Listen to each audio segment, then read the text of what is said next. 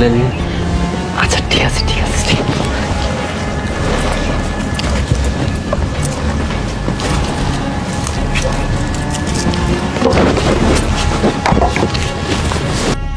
আরে ইমান, তুমি মুচির সাথে কি করতেছো?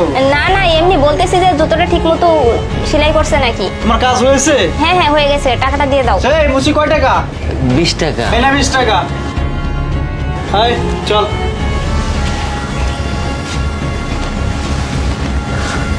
কি ব্যাপার, এই মেয়েটা এক গাদি স্বর্ণের গয়না দিয়ে গেল, বুঝতে পারতেছি না। এ তো লাখ লাখ টাকার স্বর্ণের গয়না। ব্যাপারটা তো আমি কিছুই বুঝলাম না। মনে হয় মেয়েটা আবার আসতে পারে। যাই হোক, আমি গয়নাগুলো রেখে দেই, তারপর যা হয় হবে না।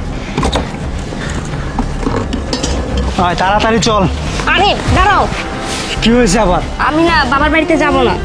বাবার বাড়ি যাবি না মানে?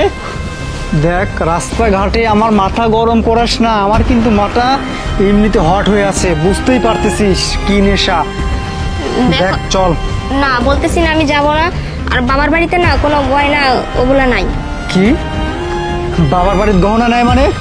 এই, তুই কি আমার সাথে মস্করা করিস? হ্যাঁ, কি তোর সত্য কথা বলতে কি হলো এতক্ষণ? বাড়িতে আমি যখন গহনা খুঁজলাম তোরে বললাম, তুই কেন বললি না তখন?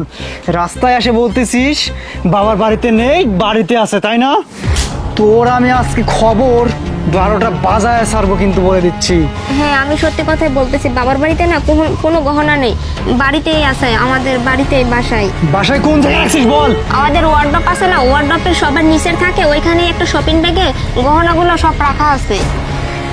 আচ্ছা ঠিক আছে, আমি যাচ্ছি। আর তুই আজকে বাড়িতে আয়, তোর আজকে খবর আছে। খবরদার বাবার বাড়ি যাবি না কিন্তু, আজকে তোর খবর আছে। দাঁড়া। আরে আরে আরে যাও, আমি তো চাই তুমি চলে যাও।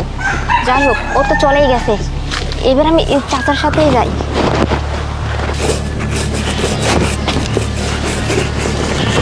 চাচা চাচা, আমার গহনাগুলো দেন চাচা, তাড়াতাড়ি।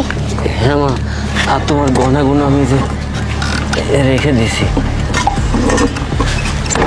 এই যে। চাচা আপনাকে অনেক ধন্যবাদ আমার গহনাগুলো রাখার জন্য। আচ্ছা মা, এই গয়না কাটি যে আমার কাছে রেখে গেলে, আমি তো কোনো কিছু বুঝতে পারতেছি না। এই গয়না কাটি কেন আমার কাছে রেখে গেলে? আচ্ছা চাচা, আপনাকে আমি সবকিছু বলতেছি, তাহলে শুনুন।